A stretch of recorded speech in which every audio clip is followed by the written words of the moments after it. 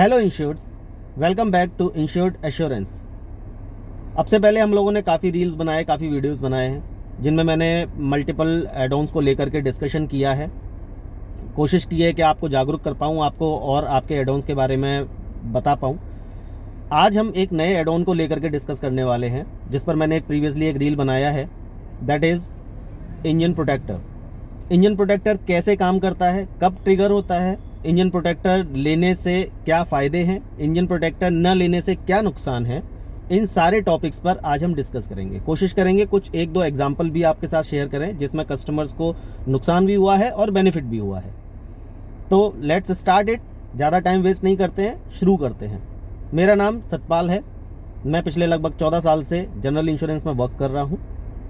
तो अपना एक्सपीरियंस आप लोग के साथ में शेयर कर रहा हूँ ताकि आपको होने वाली दुर्घटनाएं और नुकसानों से बचाने की कोशिश कर सकूँ। तो इन शॉर्ट्स आज हम बात करते हैं इंजन प्रोटेक्टर के बारे में और शुरुआत करते हैं कि अगर आप इंजन प्रोटेक्टर नहीं लेते हैं तो आपको क्या क्या नुकसान हो सकते हैं या क्या क्या परेशानियां आपके साथ में आ सकती हैं। देखिए, हालांकि आज की डेट में नई गाड़ी लेने पर डीलर ज़्यादातर इंजन प्रोटेक्टर आपको देते हैं। अब इंजन प्रोटेक्टर नहीं है तो हम क्या परेशानियों का सामना कर सकते हैं, उस पर हम पहले बात करते हैं। नॉर्मली क्या होता है कि गाड़ी जब भी आपकी कहीं बेसमेंट में खड़ी है या कहीं ऐसे एरिया में आप जाते हैं जहां बाढ़ आ गई है या जहां पानी बहुत ज़्यादा भर गया है या आप रोड पर से गाड़ी निकाल रहे हैं और आपको दिखा नहीं पानी में गड्ढा है और गड्ढे में आपकी कार चली जाती है, उस कंडीशन में आपकी गाड़ी में पानी घुस जाता है। पानी घुसता है, आपके इंजन में भी जाता है वो, और इंजन में जाने की वजह से अब जब आप गाड़ी को बार बार स्टार्ट करने की कोशिश करेंगे तो वो आपके इंजन में जाने से उसको सीज कर देगा, जिसको हम हाइड्रोस्टैटिक लॉक कहते हैं। अगर आपके पास में इंजन प्रोटेक्टर नहीं है तो इसका आपका नेग्लिजेंस कहा जाता है, और नेग्लिजेंस को यानी कि कोई आपका जो भी ये नुकसान आपका होता है इसकी भरपाई आपको खुद अपनी जेब से करनी पड़ती है। बीमा कंपनी आपको इसमें सपोर्ट नहीं करेगी। सेम अगर मैं बात करता हूँ कि अगर आपकी गाड़ी कहीं रोड पर से जा रही है, नीचे कोई पत्थर लग गया, ऑयल लीक स्टार्ट हो गया, चैम्बर में कहीं कोई हल्की सी दरार आ गई, उस कंडीशन में आपने देखा कि नहीं कोई दिक्कत नहीं है, आप गाड़ी चला रहे हैं, आपको हीटअप का इंस्ट्रक्शंस भी आ रहे हैं, देन ऑल्सो अगर आपने ड्राइव किया और गाड़ी का इंजन सीज हो जाता है तो भी आपको यहाँ पर कोई भी क्लेम नहीं मिलेगा। ये सारे के सारे लॉसेज जो हैं वो कॉन्सिक्वेशनल लॉसेज के कैटेगरी में आते हैं और कॉन्सिक्वेशनल लॉसेज को कोई भी बीमा कंपनी कवर नहीं करती है। अब इसको कवर करने के लिए ही कुछ एड-ऑन्स बनाए गए हैं, ठीक है। तो अब हम बात करते हैं उस कंडीशन पे जहां पर आपने इंजन प्रोटेक्टर लिया हुआ है। अब इंजन प्रोटेक्टर लेने का सबसे बड़ा बेनिफिट क्या है? देखिए, सबसे बड़ा बेनिफिट कि वहां आपकी नेग्लिजेंस कवर होती है, यानी कि जो कॉन्सिक्वेशनल लॉसेज हैं वो वहां पर कवर हो जाते हैं। अब वो कैसे होते हैं? आपकी गाड़ी कहीं पानी में चली जाती है या कहीं आपकी बेसमेंट में खड़ी है, बारिश हुई या बाढ़ आ गई या पानी भर गया और इंजन में पानी चला गया, आपने क्रैंकिंग करना स्टार्ट किया यानी कि गाड़ी को स्टार्ट करने की कोशिश की, उस कंडीशन में आपका गाड़ी का इंजन सीज हो जाता है, जिसको हम हाइड्रोस्टैटिक लॉक कहते हैं। अगर वहाँ इंजन सीज होता है और आप क्लेम इंटीमेट करते हैं, इंजन प्रोटेक्टर अगर आपके पास है, तो अगर गाड़ी का इंजन रिपेयरेबल है तो वो रिपेयर के लिए आपको अप्रूवल्स मिलेंगे। अदरवाइज अगर वो रिपेयर नहीं हो सकता है तो रिप्लेस भी किया जाएगा और आपकी जेब पर कोई खर्चा नहीं आएगा। ये आपका पहला बेनिफिट है। दूसरा बेनिफिट, अगर उस कंडीशन में आपका गियरबॉक्स भी चला जाता है तब भी आपका गियरबॉक्स और इंजन दोनों कवर होते हैं। तीसरा बेनिफिट, अगर आपकी गाड़ी रोड पर चल रही है, आपने ध्यान नहीं दिया है, पत्थर टकरा गया है, आप हाईवे पर हैं या किसी ऐसे एरिया में जहां गाड़ी रोक नहीं सकते हैं, आप वेट नहीं कर सकते आरएसए का, उस कंडीशन में आपको गाड़ी ड्राइव करनी पड़ती है और तब अगर इंजन सीज हो जाता है, उस कंडीशन में भी आपका इंजन कवर आपको ट्रिगर होता है और इंजन प्रोटेक्टर से आपको पूरा लॉस रिकवर होकर के मिलता है।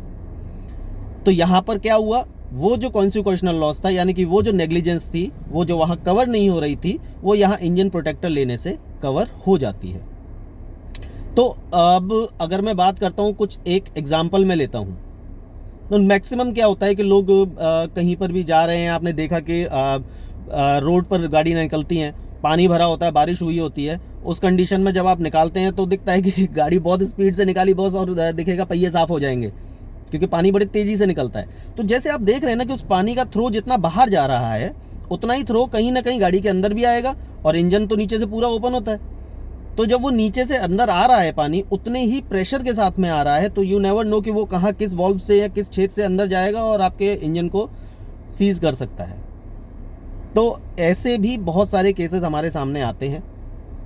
या फिर अगर हम बात करते हैं कि गाड़ी पानी में सबमर्ज्ड हुई और आपने देखा कि गाड़ी को जा करके क्रैंकिंग करने की स्टार्ट करने की कोशिश की, आप नहीं करिए ना। आप कोशिश कीजिए कि आरएसए को कॉल करें और गाड़ी टो होकर के पहुंचे। क्या पता कि हम वहां पर क्रैंकिंग करने की ज़रूरत ही नहीं पड़ी और गाड़ी को चाइल्ड पार्ट से ही रिप्लेस करके और आपका इंजन सही होकर के आपको मिल जाएगा। रिप्लेसमेंट की ज़रूरत ही नहीं पड़ेगी, इंजन ख़राब ही नहीं होगा, आपकी गाड़ी बहुत ज़्यादा लंबे समय तक वर्कशॉप पर खड़ी ही नहीं रहेगी। तो कभी भी अगर आपकी गाड़ी पानी में सबमर्ज्ड होती है या पानी में चली जाती है, आप कभी भी उसको स्टार्ट करने का ट्राई नहीं कीजिए। आप सबसे पहला काम कीजिए, आपके पास में आरएसए का नंबर होता है, दैट इज़ फ्री। आप कॉल कीजिए नियर बाई 50 किलोमीटर के रेंज में जो भी डीलरशिप होगी, जो भी वर्कशॉप होगा, ऑथराइज वर्कशॉप, वो वहाँ पर लेकर के जाएंगे और आपको प्रॉपर क्लेम मिलेगा। ये जागरूकता बहुत ज़रूरी है। ज़रूरी नहीं है कि आप जाएंगे तो आप गाड़ी को स्टार्ट करने का ट्राई करेंगे, गाड़ी स्टार्ट होगी, नहीं होगी। वो उस कंडीशन में इवन जहाँ से हवा आनी चाहिए वहाँ से पानी आ जाएगा। और ये होता कैसे है, मैं छोटा सा आपको एग्जांपल देता हूँ, कोशिश करता हूँ समझाने की। कि जैसे मान लीजिए आप एक इंजन असेंबली होती है जिसमें 4 सिलेंडर्स होते हैं, आपने देखा है। अब वो सिलेंडर्स काम कैसे करते हैं, 4 स्ट्रोक जिसको हम कहते हैं बेसिकली, 4 स्ट्रोक जो होता है वो 4 स्ट्रोक काम कैसे करता है सिलेंडर्स में। 4 स्ट्रोक्स यानी कि आपका जो पिस्टन होता है ना वो 4 बार काम करता है एक बार में। यानी कि वो पहले प्रेशर बनाएगा, नीचे लेके जाएगा, प्रेशर के साथ में अब ऑयल और आपका एयर आएगी, वो दोनों साथ में कंप्रेस होंगे, वो फिर से ऊपर जाएगा, पूरे प्रेशर से आएगा और नीचे एक बस्ट करेगा। ये 4 आपके जो होते हैं, ये चारों के चारों आपके स्टेप जो होते हैं बेसिकली ये 4 स्ट्रोक होते हैं। अब यहाँ पर क्या हुआ कि अगर पानी आ गया, गाड़ी पानी में आप स्टार्ट कर रहे हैं उसको, तो जिस कंडीशन में एयर आनी चाहिए वहाँ एयर की जगह क्या आएगा, पानी आएगा।